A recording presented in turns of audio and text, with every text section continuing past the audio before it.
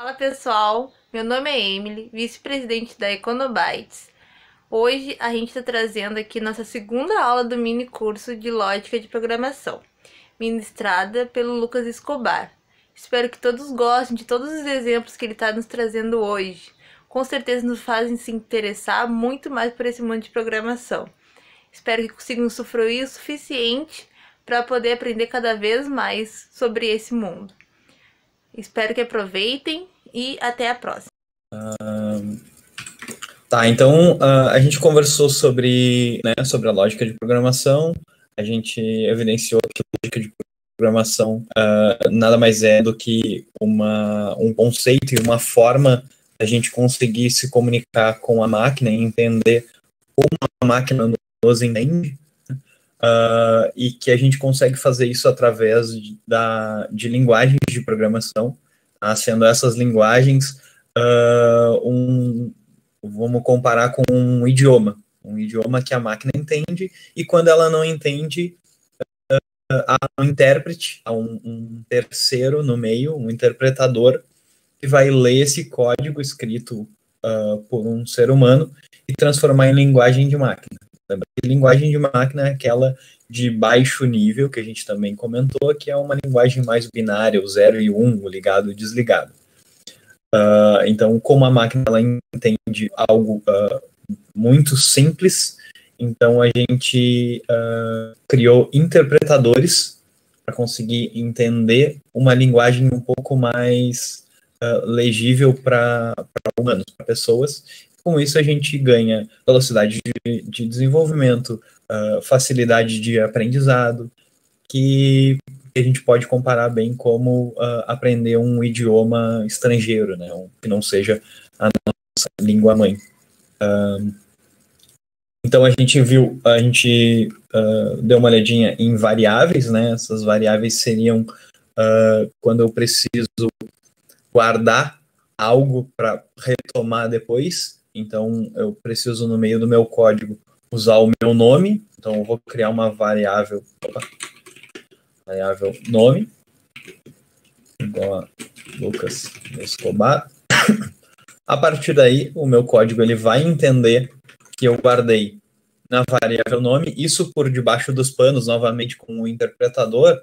Essa variável ela vai representar um espaço de memória dentro do computador. Assim como vocês compram um computador e aí ele diz lá 1 terabyte de HD, 4, 8, 16 GB RAM, tá? São memórias, tá? São memórias, e essas memórias elas servem exatamente para isso, conseguir guardar uma informação para ser usada na sequência.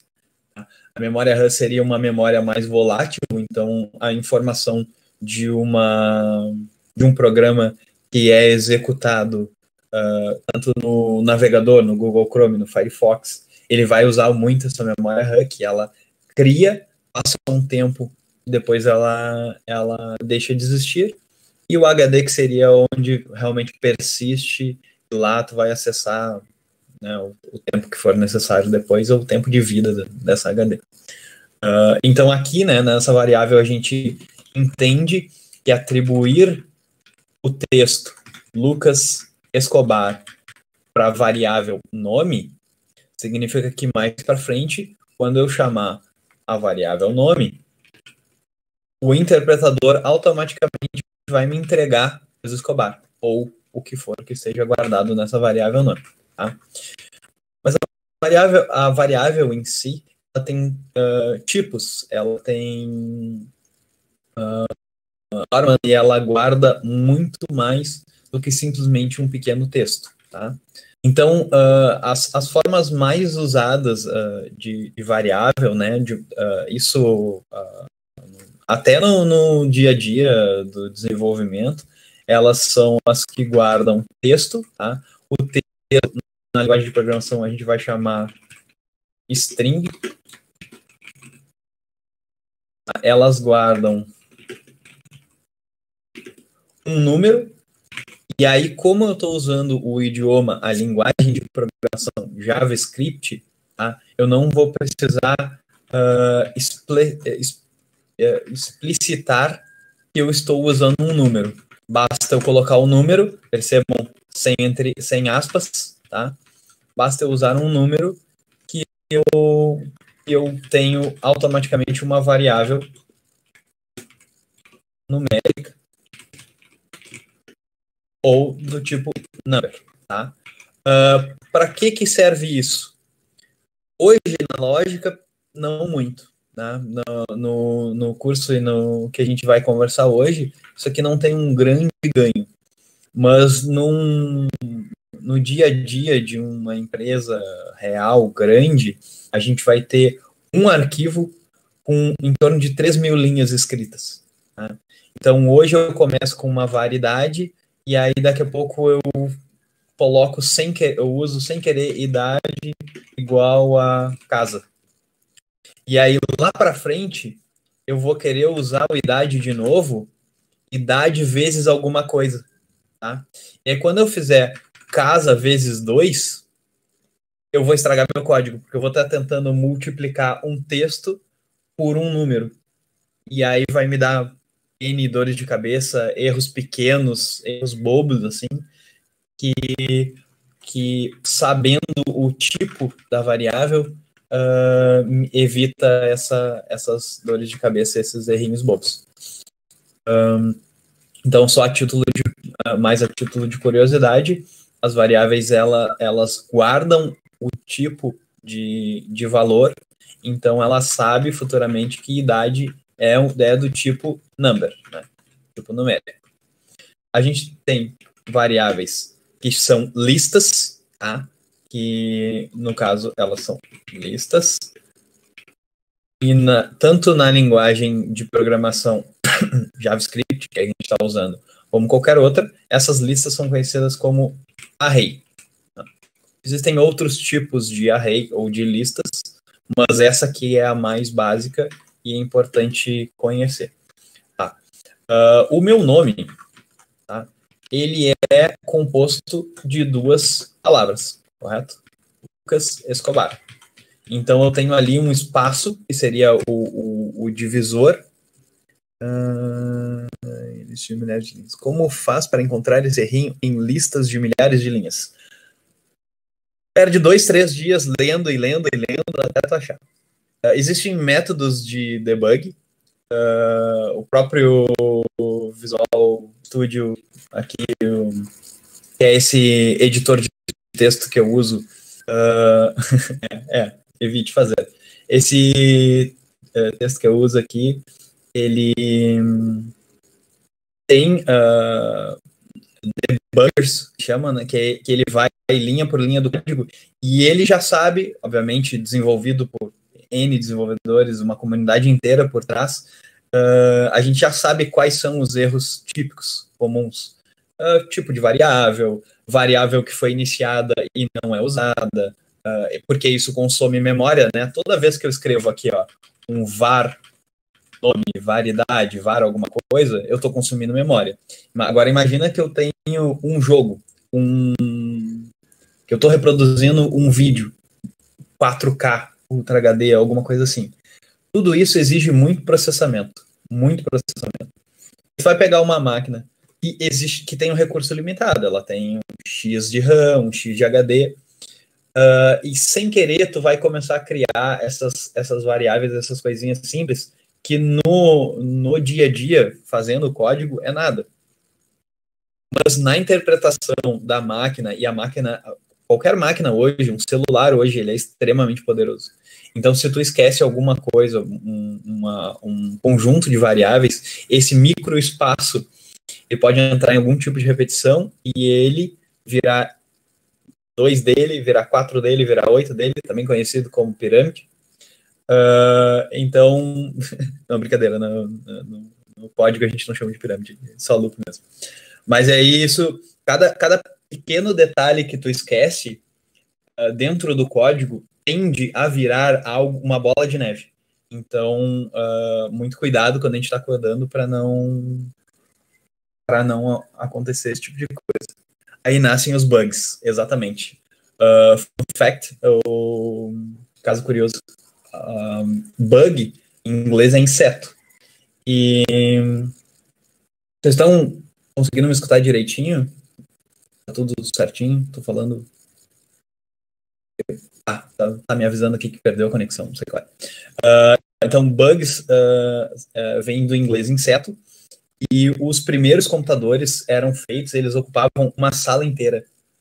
E aí eles, muitas vezes, os transistores, as placas, enfim, toda a parte elétrica, ela era muito exposta.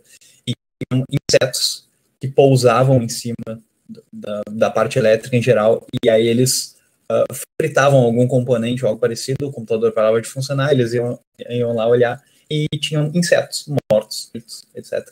E aí daí saiu o bug. Legal. Bom, então, seguindo, tá? Listas. No caso do meu nome, o meu nome completo, né? Se eu botar aqui uma variável, nome completo, eu vou ter Lucas Escobar Pérez, tá? Mas aqui eu ainda tenho uma variável que guarda um texto, guarda uma string. Só que se a gente quiser separar ele em nome, sobrenome ou nome individual, a gente consegue fazer isso através da notação de colchetes. Tá? Então, se a gente abre um colchete, tá? Para o JavaScript, para a grande maioria das linguagens, quando eu abri um colchete e fechei um colchete, tudo que tem dentro dele é uma lista. Tá?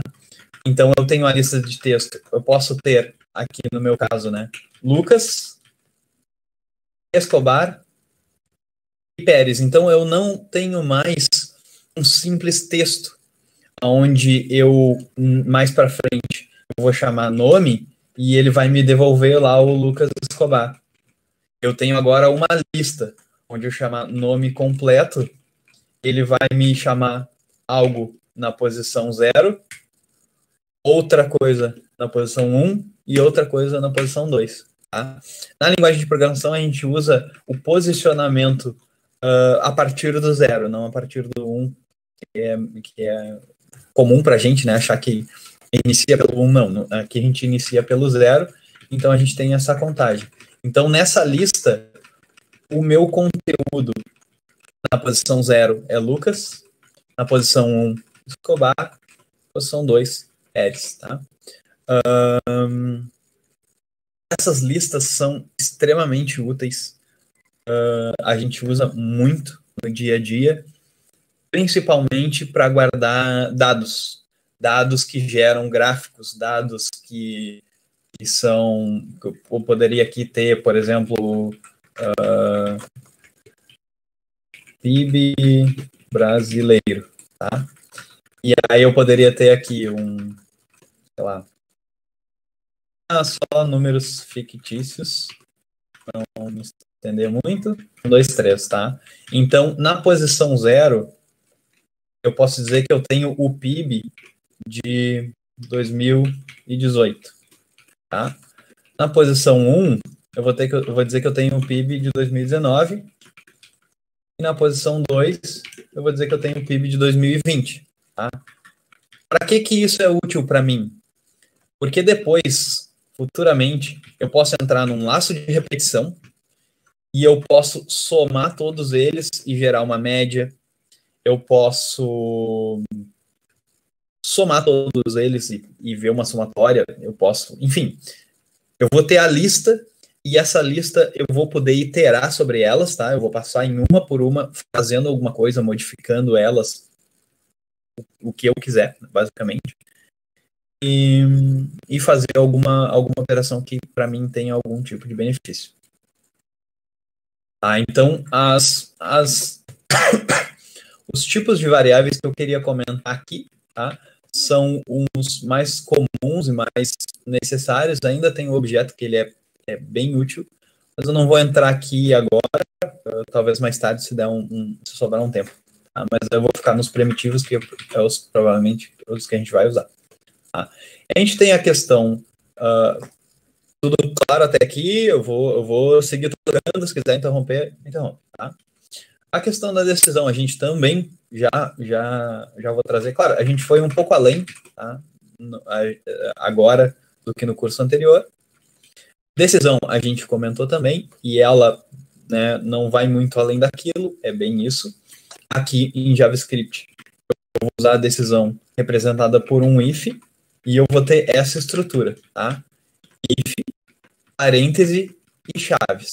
Tá? Esse parêntese, ele guarda a condição que eu quero que seja obtida. Por exemplo, que o meu nome, que está declarado ali em cima, está declarado aqui como variável, eu quero garantir, eu quero ver se o meu nome for igual a Lucas Escobar, então, então aqui eu tenho aquela lógica do se a minha condição for verdadeira, e aí, claro, vai depender do meu operador lógico, né?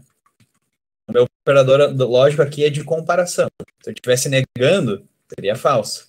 Tá? Então, esse meu comentário aqui em cima só serve para essa condição. Tá? Então, se a condição for verdadeira, então aí eu vou abrir um bloco para que eu faça um código aqui e esse código execute caso a minha condição for verdadeira. Lembrando que só funciona para esse caso aqui por causa desse operador lógico. Tá? Então, a decisão ela é basicamente isso. E aí a gente entra na parte de operadores lógicos. Não me recordo se eu ia cobrir no curso anterior, mas eu vou precisar retomar agora. Tá? Então, a gente tem a comparação. Aqui a gente quer saber se é igual. Então, que eu já usei o igual mais em cima. Tá? Esse igual sozinho, na maioria das linguagens, ele significa atribuição. Então, o que vem ao lado direito, ele atribui ao lado esquerdo. É como se eu tivesse, é como se eu tivesse apontando, ó, vem, guarda o que está do lado direito no lado esquerdo, tá? Um igual só. Quando eu coloco dois iguais, eu estou querendo comparar itens, tá? Eu vou fazer basicamente uma comparação dos dois lados. Ele vai olhar o lado 1 e o lado direito e o lado esquerdo, tá? A diferença entre dois iguais, três iguais no JavaScript e na maioria das linguagens de programação é que aqui eu vou estar comparando o conteúdo. Tá? Então, se eu tenho um numérico, percebam, é um tipo de variável ou um tipo de algarismo que eu estou usando aqui, tá? Então, aqui eu tenho o 1 como número e aqui eu tenho o 1 como texto, tá? Os dois são 1. Se tu for olhar, é 1, certo? São tipos diferentes, mas os dois, no fundo, são 1. Então, isso aqui seria verdadeiro. Então, se eu preciso, no mundo da programação, simplesmente comparar o algarismo em si, sem levar em consideração qual é o tipo, eu vou usar dois iguais. Se eu preciso que eles sejam idênticos, e aí a gente usa essa palavra-chave, tá? O igual e o idêntico. Então, se eu preciso que seja idêntico, eu vou usar os três iguais, tá? A mesma coisa vai funcionar para caso eu precise que seja diferente, tá? Então, se eu colocar um igual e uma negação, eu vou estar dizendo, eu vou estar comparando um diferente de 2, e aqui eu vou ter um caso verdadeiro, certo? Só que quando eu tiver o 1, quando eu estiver perguntando se 1 é diferente de 1, aqui eu vou ter um caso falso. Por que eu vou ter um caso falso aqui? Porque eu estou só comparando, estou usando dois algarismos aqui. Um deles é o igual, o outro é a exclamação, negando esse igual. Tá? E aí eu estou comparando aqui só o que tem, só o puro texto. Tá? É como se eu estivesse transformando isso aqui para texto para garantir que eu tenho simplesmente o que foi digitado e não necessariamente o tipo. Tá? Então aqui eu vou ter falso.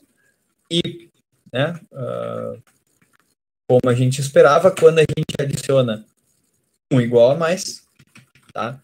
E aí percebam, a única coisa que eu fiz foi trocar o igual da frente por exclamação. Ó. No momento que eu troco por exclamação, eu tenho a negação do comparativo, tá? Então, esse cara aqui, ó, ele vai me dar falso, tá? Porque 1 é idêntico a 1. Então, ele é falso, porque aqui eu estou pedindo se é diferente. É isso que eu estou dizendo aqui. Esse 1 é diferente desse 1? Não, não é. Então, eu vou ter o falso, tá? Então, temos os comparadores de igualdade e a gente tem também o maior, o menor, o maior ou igual, o menor ou igual. E são esses os operadores, tá? Então, a ideia é exatamente que nem a matemática, tá? A boquinha ela vai apontar pro maior. Então, se eu tiver 2 maior do que 1, isso aqui é verdadeiro, porque 2 é maior do que 1, mas no momento que eu inverto a operação, tá? Se eu estiver lendo da esquerda para a direita, eu vou estar dizendo aqui que 2 é menor do que 1. Tá? E aí, nesse momento, transformei isso aqui para falso. Tá? Então, a gente mostra os dois operadores, mas basicamente eles são exatamente a mesma coisa que a matemática. Tá? Aqui também eu posso fazer uma comparação. E aí vocês percebem que no JavaScript, tá, eu vou conseguir dizer 2 é menor ou igual que 1. Tá? Mas o que ele faz por baixo dos panos, lembrando que o JavaScript ele é interpretado e aí depois ele passa para a linguagem de máquina, eventualmente ele vai separar para 2 maior, 2 menor do que 1, ou 2 igual a 1. Isso aqui também é... Opa, igual são 2, né? Quase errei aqui na comparação. Então vocês percebem que a gente também tem um teste, uma condição que ela pode ser composta. Eu não preciso testar uma coisa por vez. Tá? Então, esse teste que eu posso fazer a mais, ele tem exatamente o mesmo formato. Tá? Aqui eu estou testando. Se o meu nome é Lucas Escobar, então, vou botar um comentário aqui, faça algo. Tá? Se eu entrar nesse caminho, nessa decisão que eu estou tomando, se o nome for o meu, faça algo, tá? Eu vou ter aqui uma possibilidade de usar alguma coisa a mais, por exemplo, e aí, claro, o operador lógico tinha que estar lá embaixo, mas agora já está aqui. Nome igual a Paulo Praia. Tá? E aqui eu tenho uma comparação que ela é composta. Tá? E nunca vai ser verdadeira também, porque aqui eu estou comparando o nome, certo? No momento que eu atribuir, ele vai ter um valor. Tá? Principalmente porque eu estou dizendo que ele é um texto, tá? Então, se eu estou dizendo que o nome tem que ser igual a Lucas Escobar e o nome tem que ser igual a Paulo Freire, isso aqui nunca vai ser verdadeiro, porque eu não consigo. Nesse meio tempo, eu não troquei o valor da variável. Então, ela iniciou a chamada Lucas Escobar, ela não vai mudar no meio da condição. Tá? Mas, se eu estivesse usando o operador ou,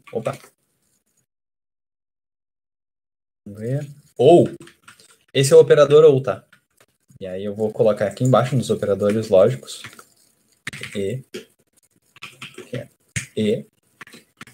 ou,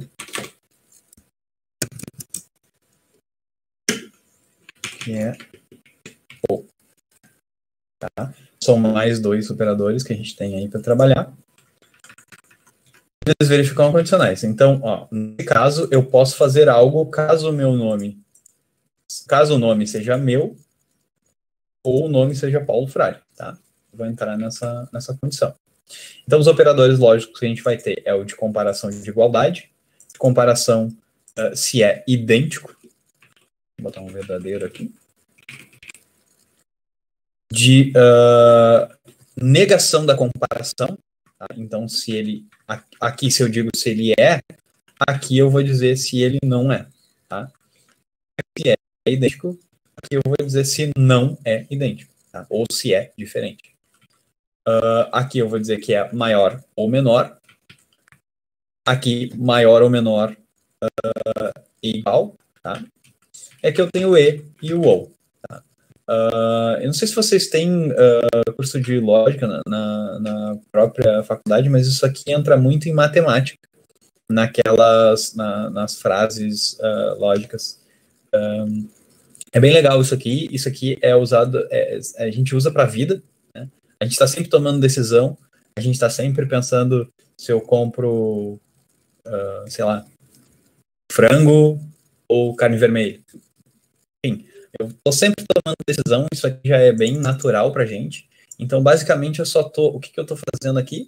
Eu estou mostrando para vocês como é que usa isso no idioma JavaScript, né? Na linguagem de programação JavaScript. Mas isso aqui a gente toma a decisão diariamente. Então, sabendo fazer isso no dia a dia, basta a gente entender como é que a gente faz nessa linguagem, tá?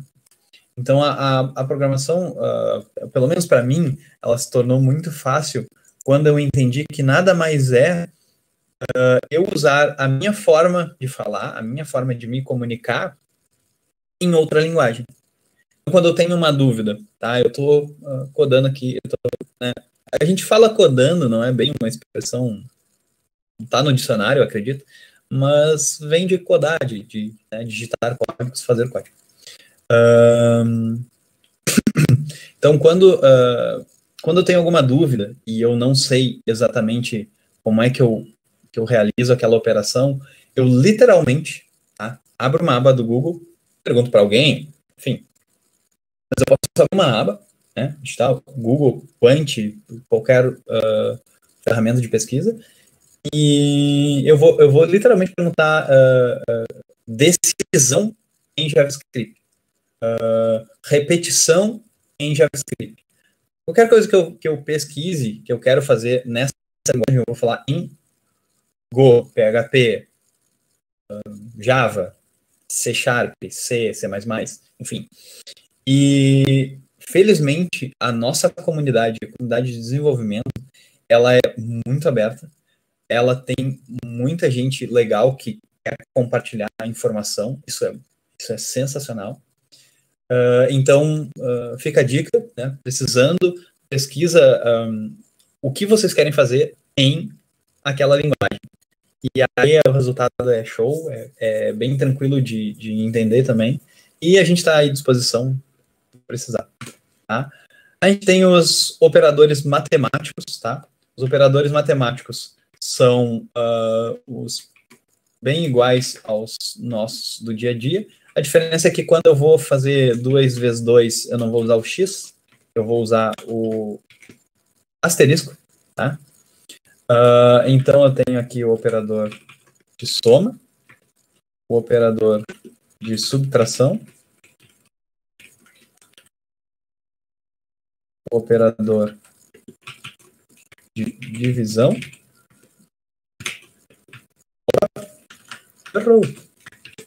multiplicação, escrevendo um, pensando no outro, e o de divisão.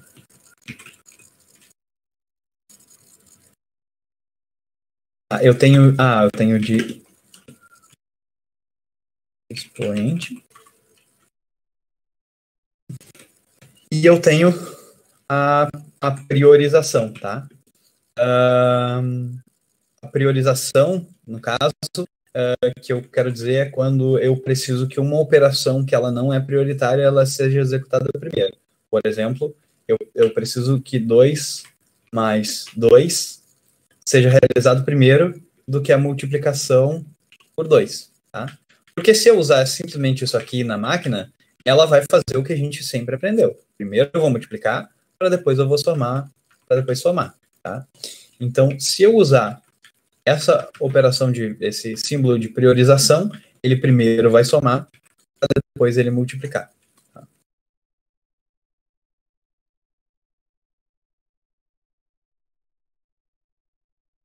Então, com essas operações, eu já consigo fazer cálculos normais. Então, eu vou ter 2 vezes 2 mais 2 elevado na 2. Tá? Isso aqui é um cálculo simples. E se eu quiser priorizar esse cálculo, eu simplesmente coloco meu parêntese ali e ele vai entender o que ele tem que fazer. Tá? Aqui, questão de priorização também, eu exponho primeiro. Então, eu posso usar quantos parênteses eu quiser. O nível de priorização ele não tem limite. Então, pode usar até, inclusive, no número sozinho, que ele vai executar tranquilo. Tá? Então, as operações matemáticas são as simples, as que a gente usa no dia a dia. Nada muito diferente.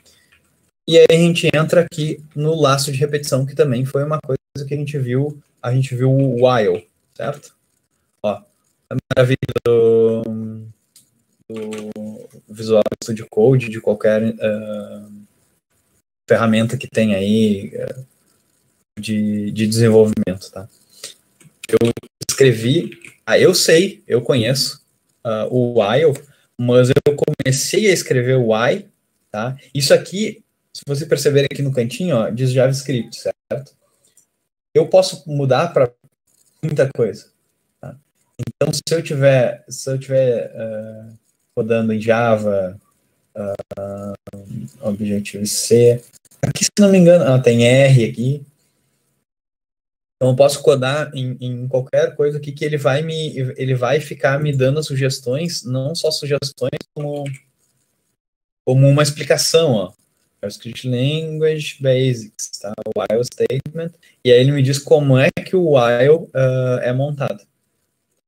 Então é só eu deixar ele fazer aqui, ele inclusive já vai me explicando, ó. Aqui eu coloco a minha condição, e aqui é o que faça algo.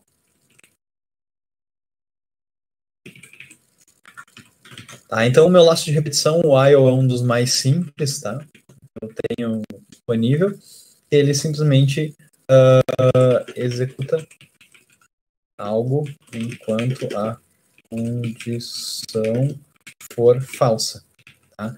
Então, enquanto uma condição ela não for verdadeira, então ela for falsa, eu vou ficar repetindo aqui sem parar. Então, se eu fizer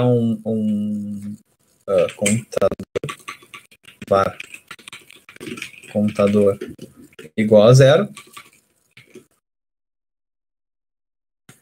aqui eu digo, a minha condição é que o contador seja maior do que 10. Ele, enquanto o contador não chegar ao número 10, não chegar ao número 9, né? Porque 10 já não é maior que 10, então ele vai sair. Então, aí eu posso colocar aqui, por exemplo, contador. Aí eu vou usar a minha atribuição, meu símbolo de atribuição. Eu quero substituir o valor de contador por o valor atual de contador, mais, e aí a gente vai usar uma operação simples, mais 1. Tá? Existe uma abstração desse mais 1, que é o mais. Então, se eu usar o mais do lado de uma variável, o próprio JavaScript vai entender, e a maioria das linguagens de programação usam essa notação, ele vai entender que eu estou fazendo o mais 1. Por ser tão comum a gente usar isso, eles já abstraíram para o mais. Tá? Aqui eu vou usar completo. Então, isso aqui a gente já viu, né, na aula passada. A gente tem alguns outros. Por exemplo, a gente tem o for. Tá? E olha que maravilha aqui. A gente tem o for each, o for in, o for off. Mas o for ele é o mais comum. Esse for in, for off é mais do JavaScript mesmo. O for each é para cada. Tá? Então, para cada elemento de uma lista, lembram que a gente criou uma lista chamada nome completo? que o primeiro item da lista é Lucas, o segundo é Escobar, o terceiro é Pérez. Então, se eu usar esse laço de repetição chamado for each, ele vai passar nesse laço de repetição como se fosse o while aqui. Se fosse o while aqui a condição é o contador ser maior do que 10. Né? Quando isso aqui virar verdadeiro, ele vai parar de fazer. Tá? O for each, ele só vai ser verdadeiro assim que ele iterar sobre todos os itens de uma lista. Tá? Então, tu vai usar o for each, vai passar uma lista para ele, e ele vai. Esse array aqui, lembra? Ó, usei a palavra array, tá? E array significa lista, ele é uma lista. Então, ó, ele vai pegar a lista aqui, é o nome completo, né? Nome completo, ó, nome completo, para cada elemento, ele vai fazer alguma coisa aqui, tá? Inclusive, o próprio Visual Studio ele já chama aqui, ó, for each element, que aí, se a gente traduzir isso aqui, para cada elemento. Então, já fica bem legível. Mas eu vou usar aqui o for. Por que eu vou usar o for agora? Porque o for ele é mais primitivo. Então, eu vou ter um for em quase todas as linguagens de programação. Porque ele é um loop bem simples. Isso entender, tá? E aqui eu tenho toda a sintaxe dele, ó. Para. Tá? Aqui ele declara uma variável. Esse let é a mesma coisa que eu estou digitando var para vocês, tá? O let ele é só uma atualização do JavaScript que está usando agora uma nova forma de declarar uma variável com um escopo menor. Não precisam se preocupar com isso agora. Então, entendo isso aqui como var, tá? Então, var index igual a 0. Ó, percebam que o que eu faço com o contador... eu vou, inclusive, clicar aqui, ele vai escrever para mim, e eu vou comparando com o while, tá? Então, ele escreveu todo o código aqui para mim, tá? E aí eu vou escrever em português aqui, tá? Para...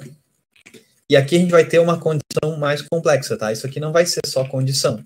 Isso aqui vai ser agora inicializador, tá? Então, eu vou iniciar uma variável aqui, vou usar o ponto e vírgula, porque eu preciso de esse for, tá? Esse para, ele precisa, tá? Ele já entrega, assim como o while precisa de uma condição, esse aqui ele precisa de 3, tá? 3 passos. É uma condição só, mas são 3 passos. Então, é o inicializador, ou o contador, tá? ou o contador. Lembram que isso aqui é o nosso operador lógico de ou? Pois é, então, ou é o contador.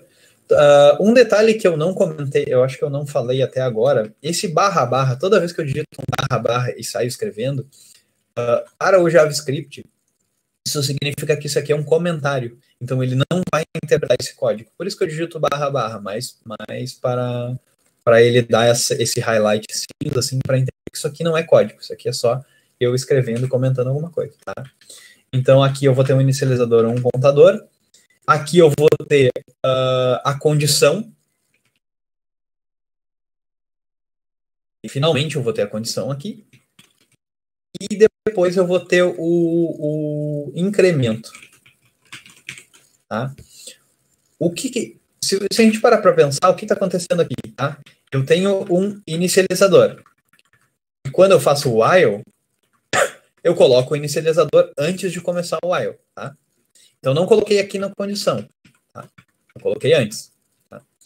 O while, quando eu chamo ele, eu preciso dar uma condição. O que o para me pede?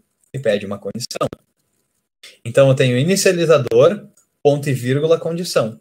E é basicamente o que tem aqui. Eu tenho o inicializador e tenho a condição. E aqui dentro do while, eu preciso colocar um incremento, um modificador, alguma coisa assim, porque senão eu nunca vou sair dessa condição, certo? Se eu nunca mudar esse valor de contador, ele nunca vai parar, porque nunca vai ser maior do que 10. Então eu vou entrar num loop, eu vou repetir uma coisa infinitamente. Tá? Não é o que eu quero, então eu preciso de um incremento. E onde eu coloco esse incremento, eu coloco aqui no meio do código. Tá? Isso é considerado um pouco sujo, digamos assim. Por que eu vou botar um incremento aqui, se eu posso colocar um incremento direto na função. Tá? Então, o for pode ser um while. Ele é muito parecido com um while, ele é só uma forma diferente de a gente entender e já colocar essas coisas que o while sempre precisa. O while sempre vai precisar de um inicializador, basicamente, né, de um contador, de uma condição e de um incremento. Posso ter condições diferentes aqui, pode ser um timer, alguma coisa assim, e aí não vai caber nesse sempre que eu falei, então não é sempre, é quase sempre. Mas basicamente o for é muito parecido com o while, ele só é mais legível, digamos assim. Tá? Então o incremento que eu tenho aqui no meio do código, para o for eu vou ter um incremento ainda dentro das chaves, ainda na parte que eu estou inicializando o loop. Não comecei a fazer nada, só estou inicializando o loop aqui. Tá? Então eu posso né, se eu quiser, ó, vou usar o var aqui, pra vocês verem que não faz diferença, para contador igual a zero, eu coloco a condição que eu quiser, tá? A condição de preferência, ela é associada ao inicializador, senão, né, não faria tanto sentido. Então a gente bota lá um contador maior que 10, e aqui a gente bota um contador. Ó, lembra daquela anotação que eu comentei do mais? Poderia botar mais um. Eu poderia botar mais 2, eu poderia botar mais 10, poderia botar o que eu quiser. Posso botar só o mais para ver a coisa acontecendo, tá? E aqui eu posso simplesmente dizer, ó, me mostra na tela, console.log, me mostra na tela o resultado do contador, tá? Então eu tenho basicamente o que acontece aqui é o que acontece aqui. Então eu tenho uma sintaxe diferente, uma forma de escrita diferente para obter basicamente o mesmo resultado. Tá? Eu vou demonstrar aqui como é que isso aqui funciona. Então o Node, lembra que eu comentei que o JavaScript ele é interpretado, certo? Então eu escrevo um monte de código, mas a máquina nem vai conhecer esse código, basicamente. Ele vai ser compilado ali, ele vai ser transpilado, né? Ele vai passar desse código que eu estou digitando em inglês aqui, ele vai passar para a linguagem de máquina, e aí a linguagem de máquina é que vai entrar no processador e fazer tudo que tem que fazer. Tá? Então o Node, ele me dá um ambiente para interpretar esse código de JavaScript. Tá? Então, como eu copiei ali, eu vou colar o meu código aqui e vou torcer para que funcione. Não funcionou. Tá? Então aqui, vamos ver como é que funciona essa coisa aqui. Vou fazer na hora da NIS.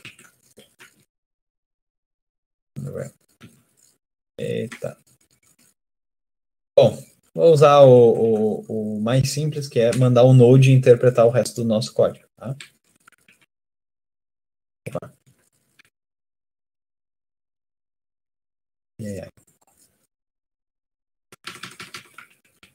Então a gente deixa só o código que a gente quer, a gente vai lá, Node interpreta o curso.js.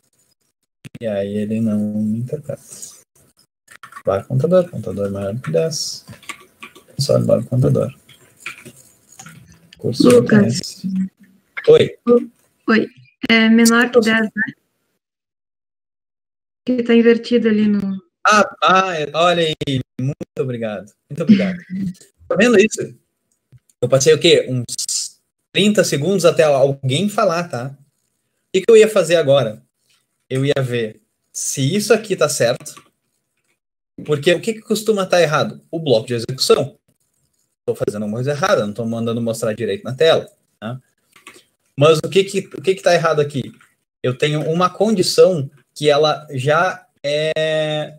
Não, ela não é verdadeira. Tá? Então, eu vou ter que diminuir isso aqui. Olha que maravilha. Imagina se eu não tivesse a dessa aqui para me chamar e fazer isso. Claro, em algum momento eu ia chegar, se fosse 1, 2 minutos, eu ia acabar resolvendo isso aqui. Agora imagina isso aqui num ambiente maior, com 3.000 linhas de código, vai lendo código por código. Claro, tu não vai ler as 3.000, porque tu vai ler só o que tu fez, né? Só o que tu modificou, o pedaço que tu modificou. Mas esses detalhes são os piores, assim, são os simples, o que tu está acostumado a fazer, tu faz todo dia. Tu não revisita aquilo. É comum para ti, certo? E aí quando volta, tu pensa, meu Deus, eu não acredito que eu passei meia hora para resolver um sinal demais. Mas, gente, acontece. Acontece bastante. Então aqui, ó, meu Node interpretou, não tinha nada de errado com o meu código, quer dizer, não tinha nada de errado com o Node, com o interpretador, com aquele colado que eu fiz, era simplesmente eu que errei o operador ali, tá? Então aqui a gente tem, ó, o laço, aquela mesma coisa do while, tá? Ele tem exatamente o mesmo resultado do while. E agora eu vou voltar nosso código inteiro, porque eu escrevi um monte de coisa, tá? Então a gente tem aqui um segundo laço de repetição, que é para nos ajudar. E a gente já também comentou sobre o for each, tá? Que ele vai pegar um laço, ele vai pegar uma lista, quer dizer, desculpa. Vou até mostrar o que ele faz com essa lista, tá? Ó, vou colocar a lista aqui. Então, o que eu fiz? Eu peguei uma lista e acessei uma propriedade dela, tá? É uma função chamada for each. Tá? Dentro do JavaScript é assim que funciona, tá?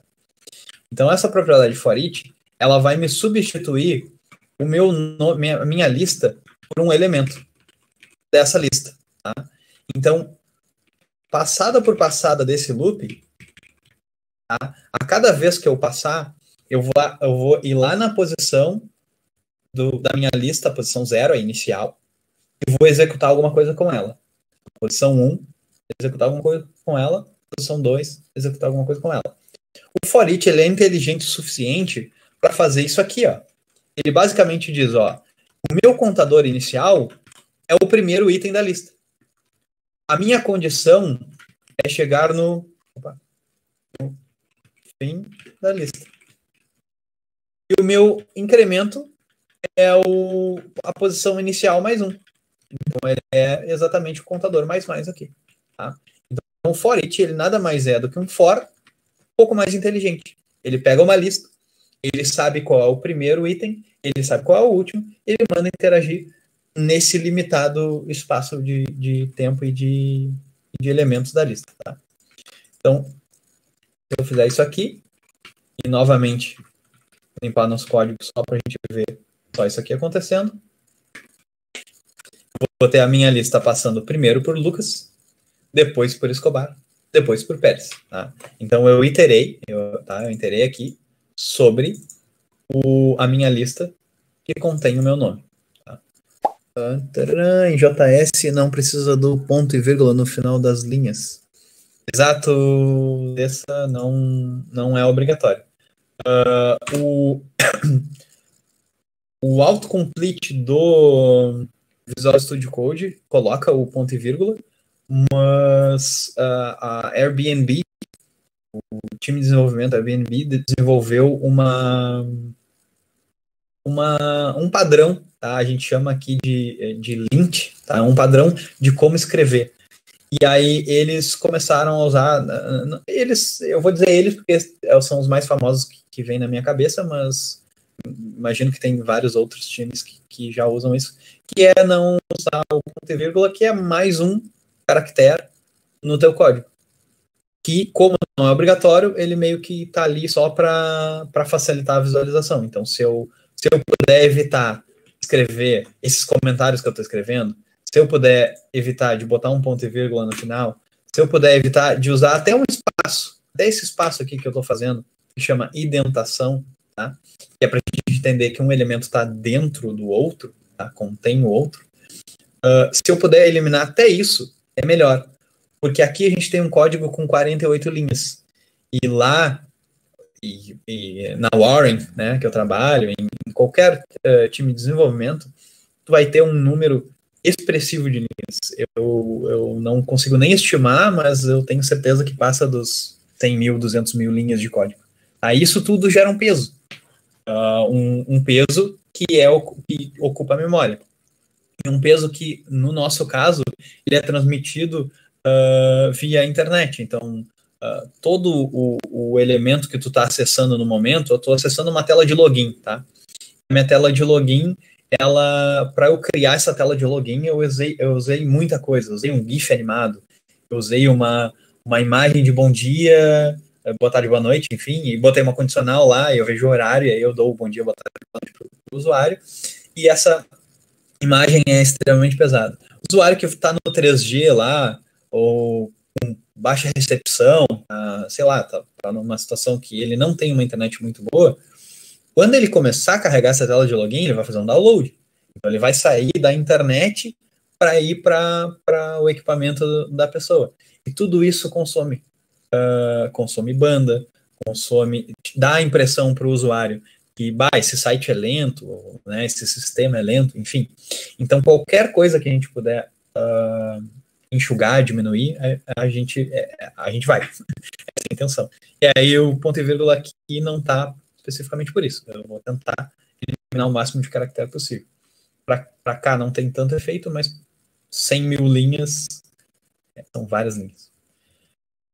Então é isso. Então eu passei por mais um. Então agora falamos, né, um pouco sobre o básico, né, de uma linguagem de programação. Tá? Eu vou precisar entender sobre variável, sobre tipos de variável. Não entender a fundo, tem bastante coisa para falar sobre cada um desses tópicos, mas isso aqui já dá uma boa base. Eu vou entender sobre condições, operadores lógicos, operadores matemáticos, nossos loops. Isso aqui já dá uma boa base para a gente poder fazer alguma brincadeira, tá? Eu peço desculpas por eu pedi um exemplo ontem, às 10 horas da noite, eu acho. Então, acabou que não dando muito tempo.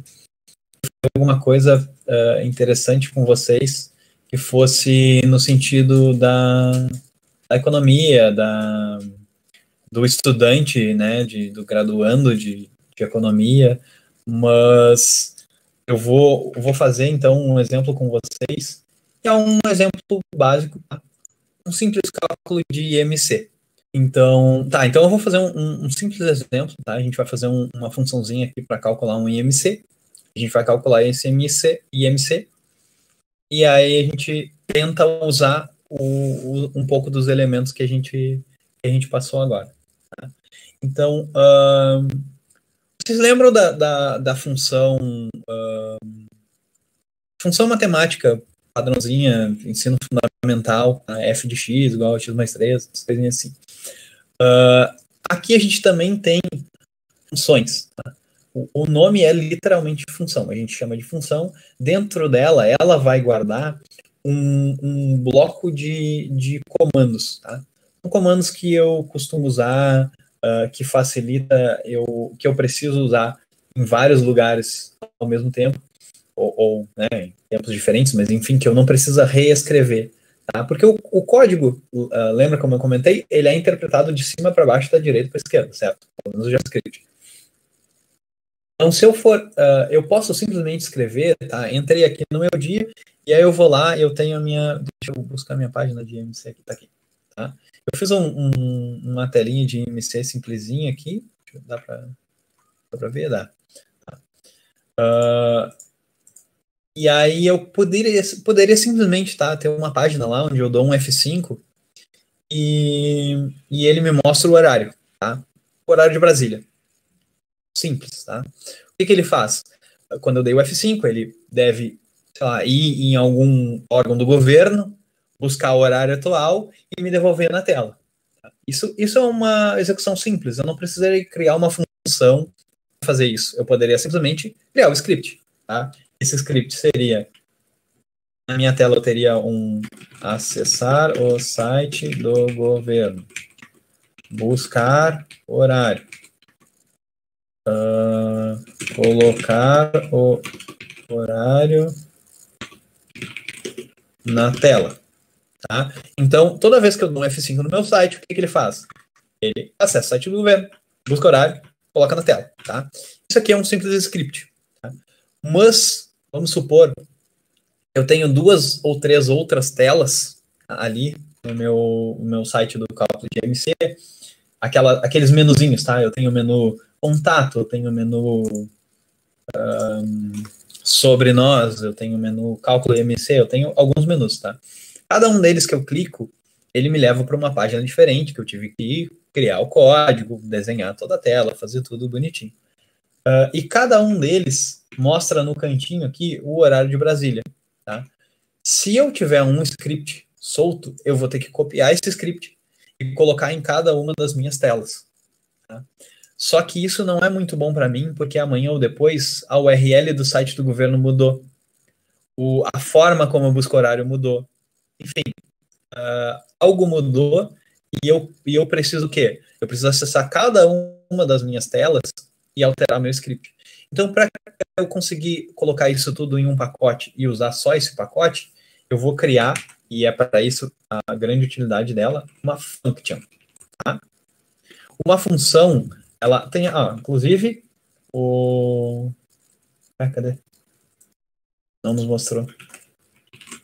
Aqui. Inclusive, o Visual Studio Code pode nos ajudar. Ele diz que aqui é uma declaração isso aqui é uma declaração de função do JavaScript, tá? Essa aqui é a declaração. Então, eu vou usar a palavra-chave function, o JavaScript entender que dali em diante eu vou determinar uma função, o nome dela e os parâmetros, tá? A gente já chega nesses parâmetros aqui, tá? Então, eu vou usar a function, eu vou usar a sugestão dele, tá? Function name, params. No momento, eu não vou usar params. Eu vou chamar a nossa função de calcular IMC, tá? Eu preciso para o cálculo de IMC. Eu preciso da fórmula, tá? Então, eu preciso entender isso aqui também é uma forma de gerar código, de codar, tá? Que é entender o que tu precisa, escrever, comentar do que tu precisa fazer e depois tu ir trocando por código. Nesse sentido aqui. Eu preciso pegar o peso. Opa! Mania de ficar copiando e colando as coisas. Pegar a altura. Eu preciso... E aí entende-se por pegar é que eu vou ir em algum elemento, tá? E vou salvar na memória. Então eu vou precisar criar uma variável. Pegar a altura. Eu preciso multiplicar a altura por ela mesmo. Que no caso é ela vezes ela, né? Eu preciso dividir o peso pelo resultado da multiplicação da altura. E aí eu preciso mostrar o resultado. Certo? Então, tá, uma forma de codar, tá, que é legal para o começo, para quando a gente está pegando, é a gente ir escrevendo tudo que a gente precisa. E aí depois a gente vai vendo como é que a gente pode utilizar isso, tá? Então, o que eu vou fazer? Tá, essa é a forma como se declara uma função. Para eu chamar ela, tá, eu preciso simplesmente usar o nome dela, calcula IMC, com o parêntese, tá? Então, aqui, ó, eu tenho o bloco, tá? Eu tenho a palavra-chave function, eu tenho o nome dela, eu tenho aqui o espaço para eu colocar os parâmetros que vão ser conhecidos somente dentro da função. Eu já vou chegar nisso. E aqui eu tenho o bloco, tá, de execução da função. É aqui que eu vou colocar o meu código para que ele execute quando eu chame, tá? Então, se eu chamar agora o cálculo IMC, ele não vai fazer nada, porque ele só é uma função e tem um monte de coisa comentada, tá? Então, o que eu posso fazer aqui? Eu vou dar um console.log. Console.log é aquela funçãozinha que printa alguma coisa na tela, só para a gente testar. Aqui, ó. Oi. Tá? Aí eu vou lá no nosso interpretador, eu vou dar um node. Vamos ver qual é o nome do arquivo, que eu esqueci. imc.js, tá? Então, vou botar um imc.js. Oi. Tá? Então, o que aconteceu? Quando eu mandei o Node interpretar o meu arquivo imc.js, o que ele fez? Ele entendeu que eu declarei uma função, ele entendeu qual é a função, e aqui embaixo ele percebeu que eu mandei chamar essa função. Então ele vai executar o que for, tá? No meu caso foi só um oi. Aí lembram que eu comentei sobre os parâmetros, tá? Parâmetros seriam, por exemplo, peso, tá? Quando eu executar a função calcula MC, o que a função calcula MC precisa conhecer? Ele precisa do peso e precisa da altura. É o mínimo que eu preciso para poder calcular o IMC. Se eu coloco o peso aqui e o meu console log, eu quero que o meu console log me mostre qual foi o peso que alguém me disse, tá? Então aqui eu tenho espaço dos parâmetros. Então aqui eu posso colocar esse parâmetro. Então eu vou lá e colocar peso, né? Eu comecei, tá, então sou eu. 72 quilogramas, tá? Então se eu for interpretar novamente o arquivo, percebam que o que ele me mostra é 72. Por quê? Novamente, função declarada, primeiro parâmetro que eu dei para ele é peso. Quando eu vou chamar, o que eu fiz? Eu dei o valor e quando o Node interpretou o JavaScript, o Node, né, que é o interpretador do JavaScript, interpretou o código, ele substituiu o peso pelo número que eu coloquei aqui, e aqui ele me mostrou esse número. Tanto que se eu alterar para 74 e mandar rodar novamente o Node, ele vai me mostrar 74, tá? Então eu já tenho uma função que consegue entender o peso, e quando eu quero mais parâmetros, eu vou separar eles por vírgula. Então, peso e altura, tá? Então, ó, a gente já conseguiu fazer duas das nossas coisas, né? A gente já pegou o peso, pegou a altura. O que eu vou fazer? Vou apagar eles, porque né, eu já fiz o que eu me propus, eu peguei. Como é que eu peguei? Na real, eu não peguei, eu estou colocando como parâmetro. Né? Então, eu preciso que quem execute a minha função coloque esse parâmetro ali. Tá? Então, o que eu estou fazendo agora? Eu estou colocando o console log, né, para me mostrar na tela os dois parâmetros que eu estou pedindo. Tá? São opcionais? Sim. Tá? Na verdade, ele sempre coloca alguma coisa. Tá? Ou quando eu começar aqui, peso e altura, eles são indefinidos, porque né, a gente não conhece, a função em si, ela não conhece esses parâmetros. Só quem chama é que define esses parâmetros. Então, se eu chamar elas sem colocar, ó, perceba que eu chamei a função sem colocar a altura. E aí ele me dá o quê? Indefinido, undefined. Tá? Se eu colocar agora a altura, 174, opa, sonho de ser mais alto. E o meu peso, eu vou ter a minha altura e o meu peso. Tá? Porque tudo que eu estou pedindo agora é para que ele mostre o resultado dos parâmetros que eu estou pedindo. Tá? Agora, qual é a nossa próxima tarefinha que a gente coloca aqui? Multiplicar a altura por ela mesma. Tá? Então, vou botar... Agora eu vou precisar guardar esse resultado. Né? Então, vou botar um var... a altura multiplicada, tá? Ou o dobro, né? Mas enfim. Percebam essa anotação que eu estou escrevendo, tá? Que tem um M, ó, são duas palavras diferentes, tá? Altura multiplicada. No momento que eu chego na palavra nova, eu uso uma letra maiúscula. Tá? Isso se chama camel case. Tá? É a ideia que eu separe múltiplas palavras maiúsculas. Tá? Isso aqui é a notação, é a forma padronizada de desenvolver dentro do JavaScript e atribuir uma variável. Então, a variável, o nome de uma variável, ela sempre vai ser camel case. Ela funciona toda maiúscula, toda minúscula, enfim, funciona. Mas é um padrão, tá? Para que quando eu entrar num time com outros 100 desenvolvedores, eu consiga entender o código deles e eu code de uma forma parecida com a deles. Por isso que a gente tem tantos padrões.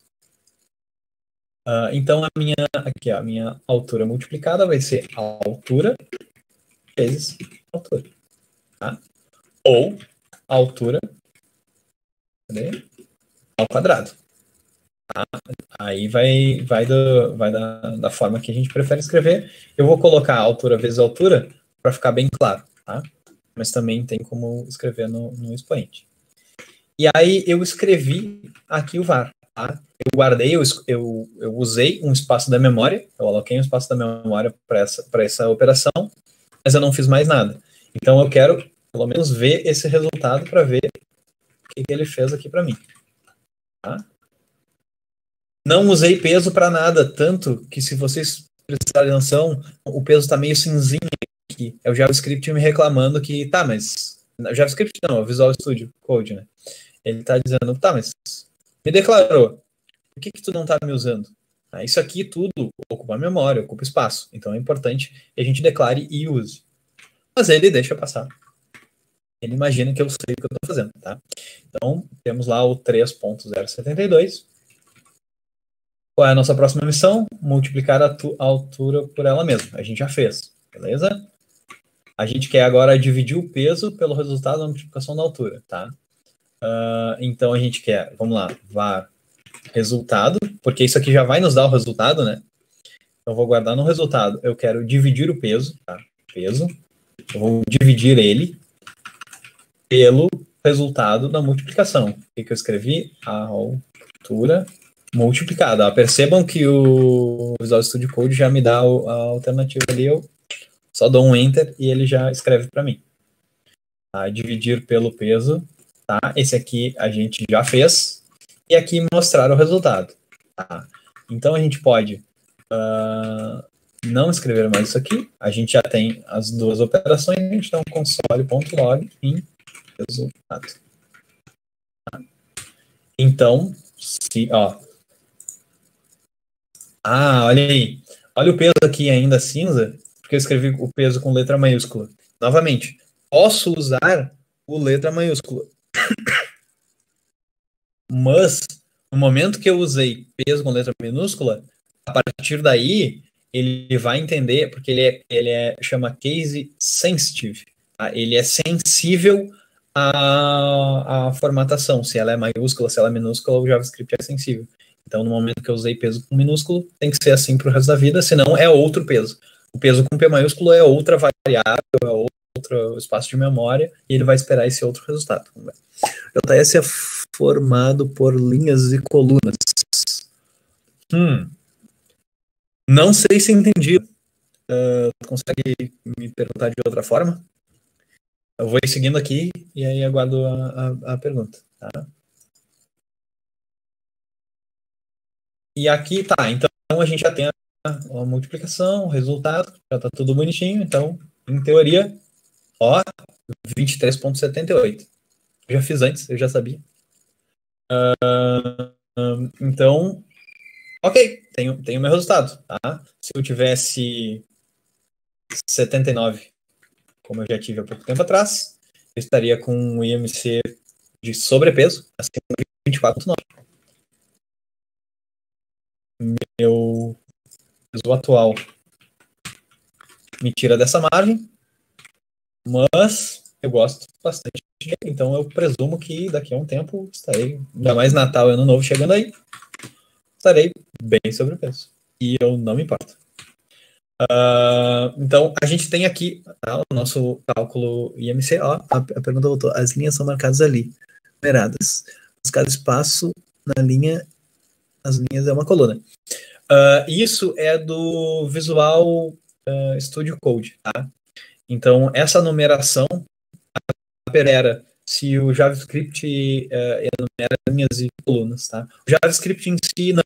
Tá? O Visual Studio Code usa isso e é uma anotação importantíssima, principalmente para aquele comentário que eu já fiz de um código de 3.000 linhas, tá?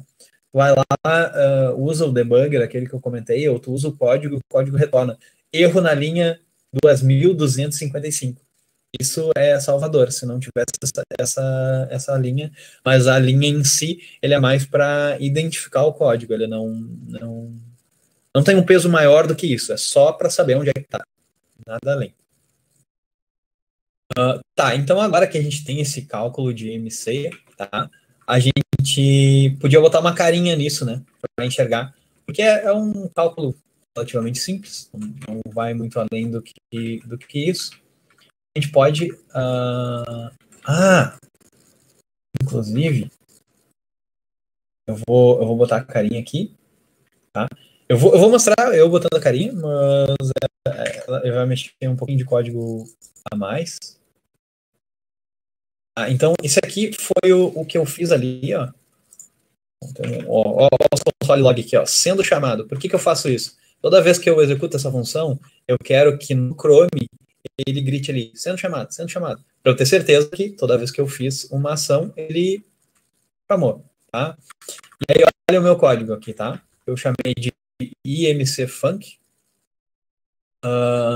Eu guardei, tá? Desculpa.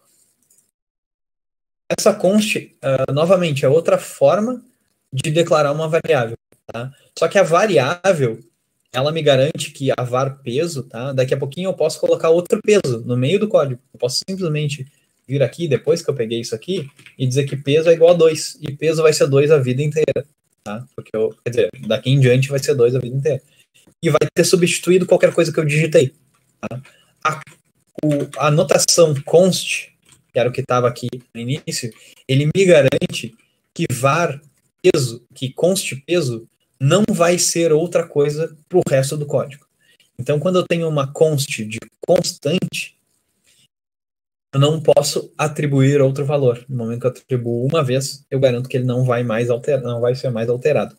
Tá? Então, a var, ele me permite que seja variável, tá?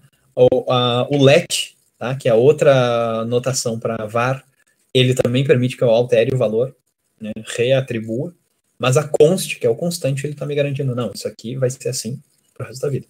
Tá? Então, o que eu estou fazendo aqui? Ó? Em var peso, tá? Eu estou usando um código que vai no meu HTML, lembrem, é a forma como eu uso para escrever esse código aqui, tá? Essa anotação, esse texto, tá? Então, ele vai no meu HTML e busca o valor desse campo peso, tá? Desse campo peso. A altura faz exatamente a mesma coisa, buscando o valor da altura, tá? O resultado pega esse cara aqui. Então, a ideia é que eu consiga colocar o valor do MC, eu vou colocar o peso, eu vou colocar a altura, e ele vai me jogar aqui no resultado.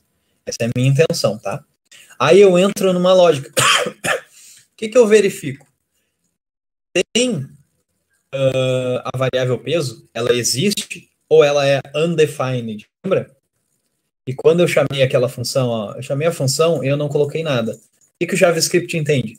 Isso aqui é não definido, eu não sei qual é o valor dele. Então, dentro de uma estrutura de condição lógica, se eu colocar algo indefinido, ele me retorna automaticamente falso. Porque se não tem nada, é nada, e nada é falso. Tá? Algo preenchido pode ser verdadeiro, mas algo não preenchido automaticamente é falso, aqui no JavaScript. Tá? E aqui eu garanto, ó, eu estou dizendo e, tá? Então é uma condição, ó, se peso existir e a altura existir, então não basta eu ter altura e não ter peso, e não basta eu ter peso e não ter altura. Preciso que os dois existam. Se eles existirem, calcula o IMC para mim, tá? O que a minha função, lembra que a nossa função, né? Lembra que a gente fez o calcular recebendo primeiro o peso, depois a altura? Então, o que eu vou fazer no meu código aqui agora? Eu já peguei, ó, eu peguei aquele elemento, eu peguei a propriedade valor. E da altura eu também peguei a propriedade valor. Quer dizer que quando eu digitar alguma coisa ali, ele já vai sair calculando enlouquecidamente. O que eu quero passar agora para a minha função de calcular IMC? Deixa eu ver se eu escrevi exatamente certo. Porque tem que ser idêntico, tá? Então, eu vou colar aqui. Calcular IMC, tá? Então, tá idêntico. Eu vou aumentar esse código, porque eu não quero que ele execute aqui, eu quero só que ele declare, nada mais. Tá? Então, ele declarou a função, mas no meu outro arquivo, eu vou chamar essa função declarada. Tá? Eu estou chamando ela aqui. Ó. E aí, o que eu quero passar para essa função? Como primeiro argumento, eu quero passar o peso. Ó. Então, eu vou lá e passo o peso. E como segundo argumento, eu quero passar a minha altura. Tá? Uma coisa que eu acabei de perceber, que foi uma gafe gigante, eu não comentei sobre o else. E isso aqui é uma parte importantíssima da condição, tá? Que é, eu tenho a condição verdadeira, certo? Mas eu posso ter o tá, e se não, tá? E se a minha condição, ela não é verdadeira, nem falsa, ela foge do que eu entendi, tá? Aqui eu quero que exista peso e exista altura. Mas se não existe um ou outro, o que eu faço? Tá? E para garantir que eu saiba o que eu vou fazer, eu vou usar a notação else. Tá? Else me garante. Se esta condição não condiz com o que eu estou pedindo, então executa isso. Tá? E aí percebam, eu usei uma notação meio enxuta, meio curta, até porque eu não pretendia explicar esse código. Né? Esse aqui era o código mais para mostrar lá. Mas agora que a gente chegou aqui, a gente dá uma melhoradinha no código, tá? Então, ó, a gente tem o if, tá? A condição, o bloco de execução, que está aqui, que ele é demarcado a abertura pela abertura de chave, encerramento pelo encerramento de chave, e a função de cálculo de MC, tá? Caso eu não tenha peso preenchido ou não tenha altura preenchido, ele vai lá no meu campo de resultado, cadê meu campo de resultado? No campo de resultado, e ele reescreve. Ó, eu pego o valor desse cara e coloco de novo a palavra resultado. Tá? Então vamos ver a coisa acontecendo? Vamos ver se funciona de primeira. Vamos lá. Peso 72, 1.74. Foi, filho. Vamos ver. Não funcionou. Sabe fazer ao vivo. Ah, interessantíssimo. O que eu fiz? Olha aqui. Não dá para ver, né? Vou dar um zoom, peraí. Aqui a gente tem o meu índice, tá? 23,78. Que é o mesmo que a gente tinha calculado aqui, ó. 23,78. Por quê? O que eu fiz no código? Eu disse calcula, certo? E aí, essa função, ela está declarada nesse meu outro arquivo. O que meu arquivo faz? Ele dá um console log, tá? O que eu preciso que esse arquivo faça? Eu preciso que ele me retorne esse valor, tá? Porque eu executo a função e aí essa função, depois que ela é executada, ela não te devolve o valor nenhum, exceto que essa. Então, ó, eu vou dizer, por favor, retorna, return, tá? Retorna o valor que tu obteve no resultado. Tá? Então, agora, quando eu executar a minha função, ela vai devolver um valor. Como é que eu capto esse valor? Criando uma variável.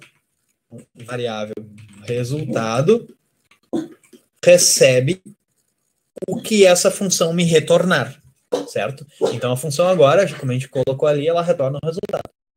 E depois que eu peguei esse resultado, onde é que eu quero colocar esse resultado? Eu quero fazer isso aqui, ó. Eu quero pegar esse elemento resultado, na propriedade valor e colocar qualquer coisa que veio nesse resultado. Tá? Então, para que isso, para que funcione do jeito que eu imaginei, vamos ver. 72, 1.74. E a gente tem o quê? Absolutamente nada. Perceberam? Era exatamente o que eu queria. Brincadeira, desculpa. 72, 1.74. Não obtive um resultado interessante. Estava melhor antes, inclusive. E Lucas? Vamos ver. Function, calcular, IMC. Lucas? Calcular IMC. Pegou o resultado. Lucas, tá me escutando? Oi, tô. É o Paulo. Diga pra mim. É porque tu tá com duas variáveis no resultado, não é? O resultado tá guardando o elemento em cima e depois tá passando o ponto vela na tua vara. Exatamente. Novamente. Lembram que eu comentei, tá, sobre constante e variável? Qual o problema de eu ter... Ó, são 11 linhas, tá? Onde eu escrevi o código. Só 11 linhas. Eu tô olhando aqui, eu tô enxergando tudo. E eu consegui repetir um valor. Porque, claro, o resultado faz sentido, né? Então a gente vai lá e escreve. Imagina uma variável nome. Quão fácil é tu reescrever uma variável chamada nome. Esse tem um código de 3.000 linhas. Então a chance de tu errar é grande. Então o que tu pode fazer para resolver isso aqui? Ó? Se eu criasse uma constante, a primeira coisa que o Chrome ia me dizer é, ó, identificador, resultado já foi declarado. Quer dizer que eu já declarei ele como constante aqui, eu estou tentando declarar ele de novo aqui como resultado. Então, certamente vai dar erro. Tá? Então, aqui eu posso guardar esse valor como cálculo. No momento que eu troquei o nome, né, de cálculo, já tá. A teoria deve funcionar. Muito obrigado, gente. Paulo, inclusive. 1.74.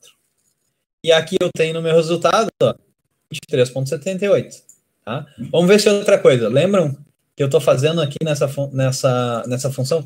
Toda vez que eu digito alguma coisa, ele executa aquela função de novo. Tá?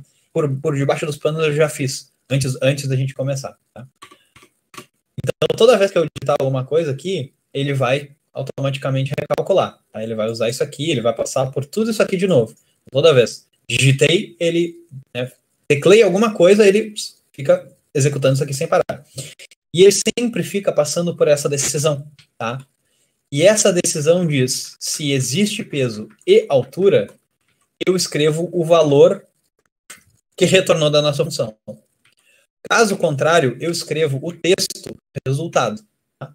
Então, se eu apagar aqui, percebam que eu não estou mais entrando nessa condição. Meu peso não existe mais. Então, isso aqui virou falso.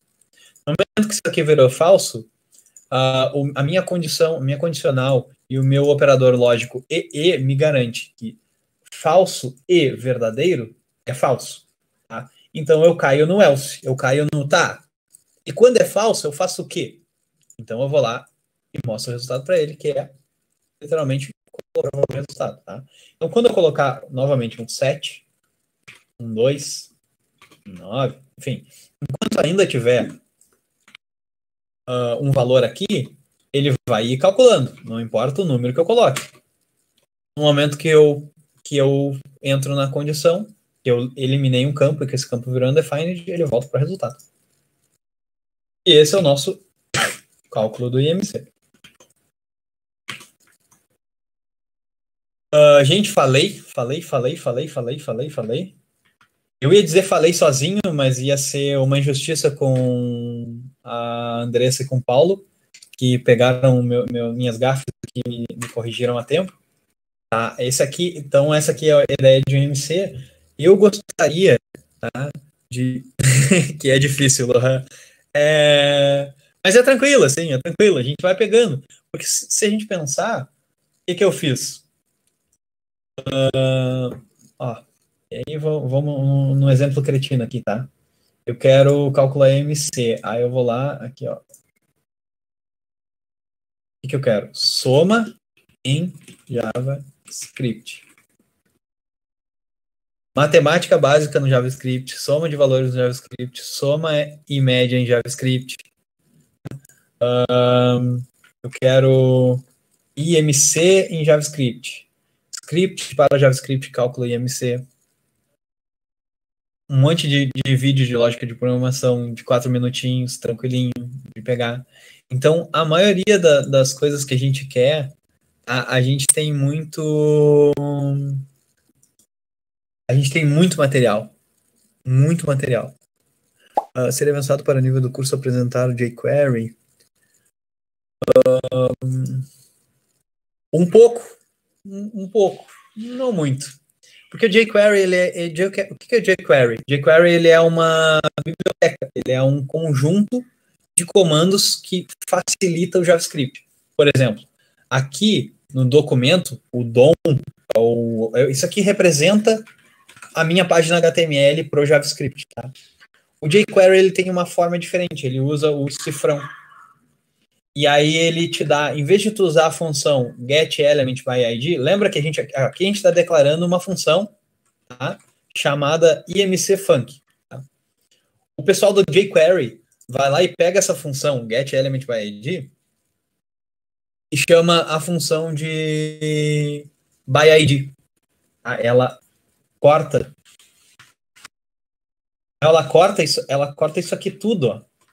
Tudo isso aqui poderia ser chamado como var peso igual. É a mesma coisa, a diferença é que agora eu vou escrever num formato de jQuery, tá? Peso. Exatamente a mesma coisa. Que isso aqui. Opa, faltou um ponto válido. Igual. Então, a forma que eu estou escrevendo aqui, eu estou escrevendo como JavaScript. E aqui eu estou escrevendo com jQuery, tá? É quase outra linguagem, mas na verdade o que ele faz por debaixo dos panos é entender que isso aqui é isso aqui. Então tudo isso que eu escrevi virou um cifrão. E aqui ele ganha um identificador. ID ele vai ganhar um hashtag e ele vai ganhar um ponto. Então ele é um framework, né? Uma forma de escrever, um conjunto de formas de escrever JavaScript mais fácil, mais rápido. Conselho, jQuery é muito legal, mas ele tá cada vez mais em desuso por causa dessa onda de framework, de Vue.js, o próprio Node.js, né? Ele tem a forma dele de interpretar código JavaScript como back-end, o Express como front-end, que é um framework de servidor HTML. Então, um conselho é, por mais que seja um pouco mais difícil, mais demorado, mais longo, usa JavaScript, porque vai te dar muito... Tu vai conhecer o básico, entende? É como... sei lá, trabalhar matemática com calculadora e sem calculadora. JavaScript, tu não usa calculadora. jQuery, tu tá usando a calculadora. Tudo bem, não significa que tu não saiba, etc. Mas vale muito a pena tu aprender já o JavaScript, que te dá uma base enorme para um monte de coisa. Mas jQuery é muito massa. Muito massa. Gente, o que eu tinha separado como exemplo por hoje era o próprio cálculo do MC. Tinha pensado em fazer alguma coisa legal, e aí a gente conversou hoje mais cedo. Eu acho que já queria chamar as gurias, se elas quiserem começar a aparecer aí. A gente tinha conversado hoje mais cedo sobre fazer mais tarde um vídeo com algum uso de vocês do dia a dia, tá? Seja do graduando,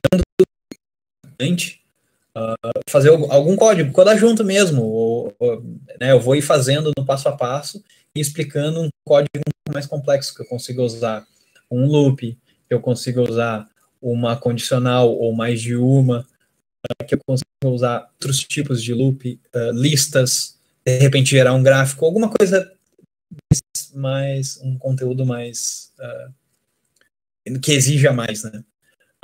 Então, acho que mais para frente aí a gente vai seguir conversando aqui o que a gente faz e a gente pensa aí um vídeo em conjunto para complementar o curso aqui.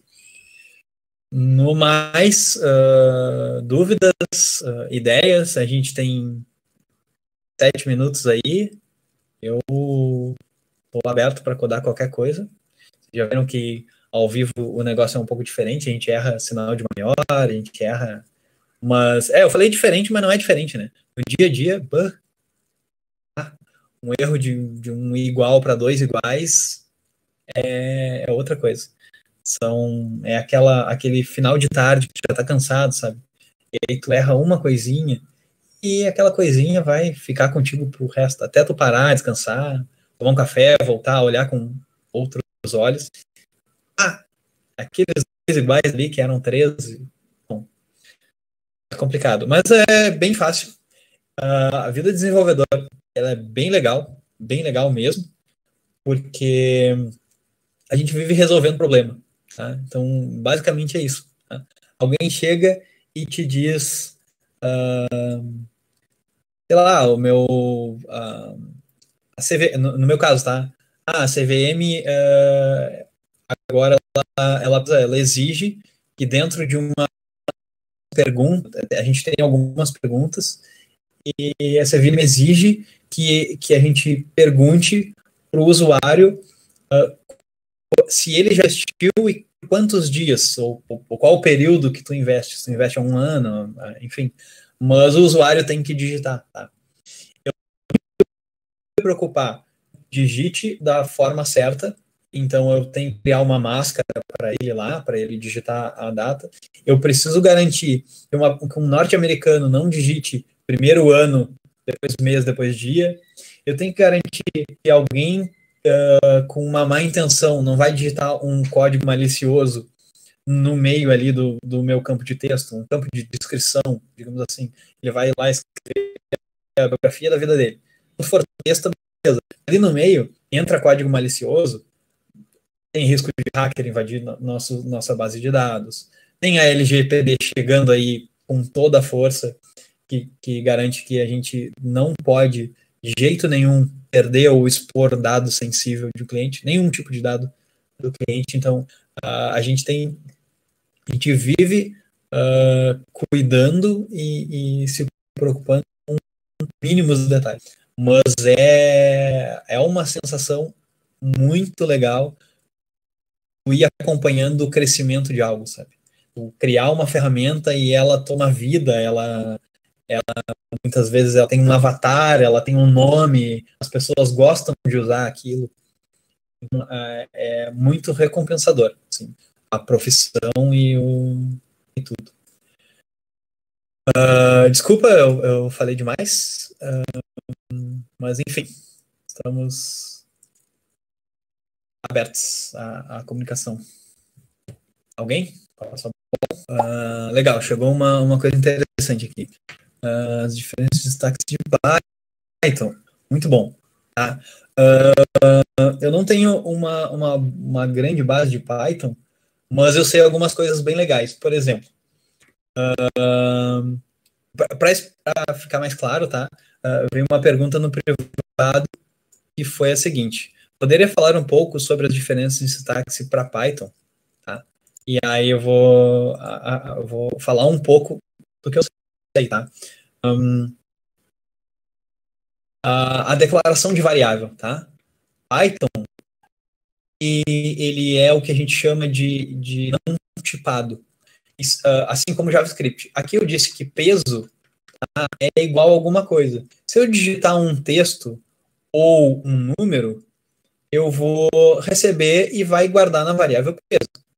Python é a mesma coisa. Python, ele infere o que tu entregou. Algumas linguagens, elas reclamam se tu colocar na variável, ela é um número e tu vai lá e bota um texto, ela já não deixa. Python, então, não é tipado. Ele permite um for é mais bonito em Python. Um for é bem bonito em Python, de fato. São pequenas... que bonitinho. São pequenas, desculpa, variações.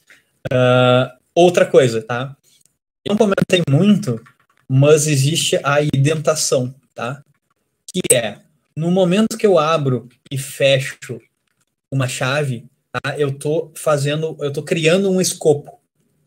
Tá? Esse escopo, ele é um bloco onde eu vou guardar informações, vou criar um script, só que para eu conseguir entender, e isso faz parte, tá? Que a minha function, que a minha MC function tem todo esse código, e que todo esse código faz parte da minha MC function, porque aqui eu posso digitar um novo código. Tá? Só que esse novo código, ele vai ficar na mesma linha da minha function. Só que o que eu tenho dentro da minha function, eu preciso identar, tá? Que é colocar um espaço, um tab, enfim, existem convenções, tá, que dizem qual é a melhor forma de identar. No JavaScript e o lint do Airbnb, eles usam 2 espaços, tá? Então a gente configura o próprio Visual Code, que eu dou um tab aqui, ó, ele vai me dar 2 espaços automaticamente, mas é a mesma coisa que eu digitar espaço, espaço. Tá? Então isso aqui eu identei. Eu andei um nível para a direita, tá? Dentro das chaves da minha função. Só que percebam que dentro da minha lógica condicional, eu tenho outra chave. Então eu acabei de declarar aqui um novo bloco. Para que eu diga que o código que eu tenho dentro desse bloco está dentro desse bloco, né, desse nível a mais, eu vou usar 2 indentações. Percebam que se dentro desse if, desse bloco de condição, eu tivesse um segundo bloco de condição, tá? Novamente o if me ajudando aqui, percebam que o próprio Visual Code já colocou mais um nível de indentação. Ó. Tá? Então aqui eu tenho o terceiro nível de indentação. Se a gente perceber, tem 1, 2, 3. Tá? Isso para JavaScript é importante, para qualquer linguagem de programação é importante, mas eu tenho exatamente o mesmo resultado se todo o meu código tivesse assim. Olha que ruim de... Opa! Olha que ruim de entender o que está dentro do que, o que tem 2 chaves, uma embaixo da outra, o que está acontecendo. Eu não sei direito. Quando eu bater o olho aqui, não vou entender. Então, eu vou ter que ficar melhorando para conseguir enxergar melhor. Então, o que eu faço? Eu sei que esses 3 estão um nível adentro. Eu sei que o if também é um nível adentro. Tá? Só que esse var e esse resultado estão dentro do if. Então, o que eu vou fazer? Vou identar eles 2 vezes. Tá? Eu sei que esse else, ele é uma nova situação de condição que pertence a esse if. Então, ele tem que ficar no mesmo nível. Já esse resultado está dentro do meu bloco de else. Tá? Essa chave, ela finaliza meu bloco de else. Então, ela tem um nível. Tudo isso é uma forma de visualizar e de enxergar. Para o Python, isso é uma forma de existir. Tá? Então, dentro do Python, se eu digitar um if nome igual a Lucas e quiser criar coisas para fazer depois, eu preciso escrever identado. Eu não vou ter essa chave aqui. Tá? Essa chave que me garante aqui é o bloco de códigos, ela não existe. Ela simplesmente se baseia na indentação. Então, aqui eu estou dentro do if. Tá? Aqui também. Mas aqui eu já saí. Aqui já é um novo código. E isso é muito peculiar do Python. Tá? Eu, sinceramente, não conheço nenhuma outra linguagem que use essa indentação como bloco de execução. Então, se eu criar uma condicional, tá? E aí eu preciso que ele execute, estando dentro, se eu tenho peso e altura, eu quero primeiro guardar o retorno da função, para depois colocar o retorno da função num elemento visual lá da minha página, que é o quadradinho aquele do INC, tá? Então eu preciso de 2 funções. No Python, se sem querer eu tiro um nível de indentação, ele vai entrar nesse if, vai executar esse único bloco, e aqui é outro código. Aqui ele segue a vida, aqui ele já não está mais dentro do if. Tá? Em compensação, eu não vou ter nenhuma dessa chave que define o bloco de código. Então, isso é uma diferença gritante, né, do Python. O Python ele é muito usado para cálculo matemático, né, para gerar gráfico. Ele é muito usado para data science, para ler Big Data em geral.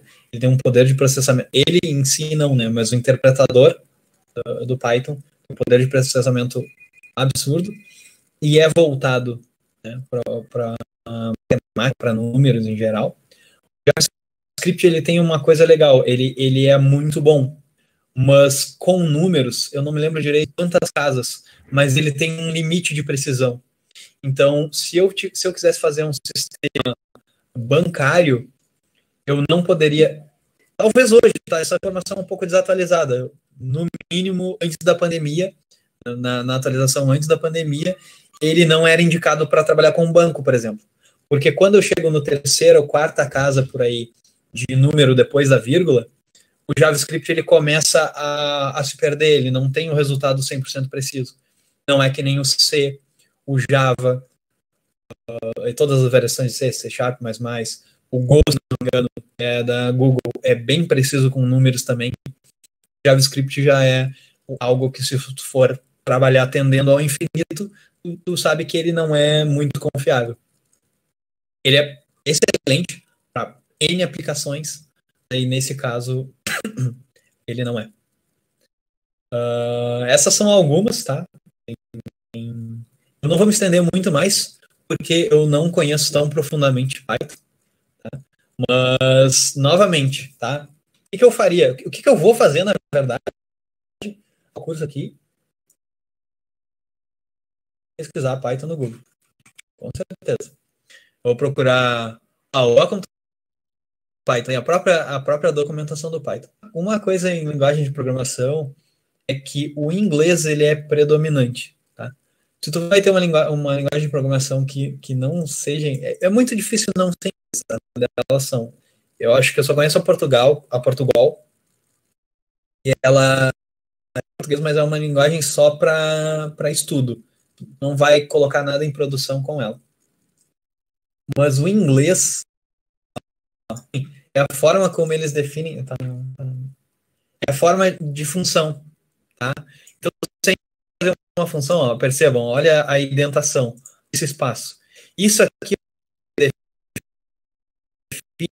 pode estar dentro dessa função. Eu tive que escrever function e mcfunc, certo? Em Python, eu escreveria def e mcfunc. Colocar o coisa. E os dois pontos. Aqui, nessa indentação, nesse nível, eu ia colocar o código. Como eles estão demonstrando aqui. Opa. Que coisa sem querer. Ah, são os exemplos aqui. Legal. Tá. Então, aqui, ó, definiu uma função. Aqui dentro, fez, olha, sem as chaves. Então, ele botou 2 pontos. Lembra, percebam que não tem o bloco com chaves. Tá? Aqui embaixo eu tenho um print. Esse print, ele não faz parte desse while. Tá? Então, em JavaScript, eu teria escrito algo como while, tá? While condição aqui mesmo, executa um código. E aqui, agora, faz algo que não está dentro do bloco de execução, porque no Python não existe o bloco declarado, apenas a indentação. Isso aqui também é outra coisa legal, olha, do Python. Lembra que o igual ele atribui, certo? Então aqui, ó, o que ele está fazendo? Ele está dizendo, separando por vírgula, me atribui A e B os valores 0 e 1, respectivamente, né? Respeitando esquerda para direita, separação de vírgulas, ele vai declarar os valores. Perceba que não tem um var aqui, ó, var A, direto. A diferença que a gente tem aqui de Python e script, com uma sequência Fibonacci direto. Bem legal. Python é muito massa mesmo. Dá para fazer muita coisa legal com Python. E hoje eu estou apostando no JavaScript, né? E é a minha ocupação atual também. Mas Python é interessantíssimo, com certeza é a próxima linguagem que eu vou dar uma olhada, assim que eu tiver uma oportunidade. Então é isso, pessoas. Espero ter respondido. Foi a Dessa que perguntou, inclusive. Obrigado pela pergunta dessa. Sensacional. Então é isso, gente. Muito obrigado pela paciência, obrigado pela participação. Dessa vez não teve tanta, mas estão abertos. Buenas, pessoal. Eu sou a Andressa, presidente da Econobytes. Vocês acabaram de assistir a segunda aula do curso de Lógica de Programação com o Lucas Escobar. Espero que tenham gostado. A gente vai deixar aqui na descrição do vídeo o link para as nossas redes sociais e também para que vocês possam fazer contato com o professor. Se vocês gostaram desse vídeo, não esquece de curtir e se inscrever no nosso canal para continuar acompanhando as próximas aulas. Obrigada!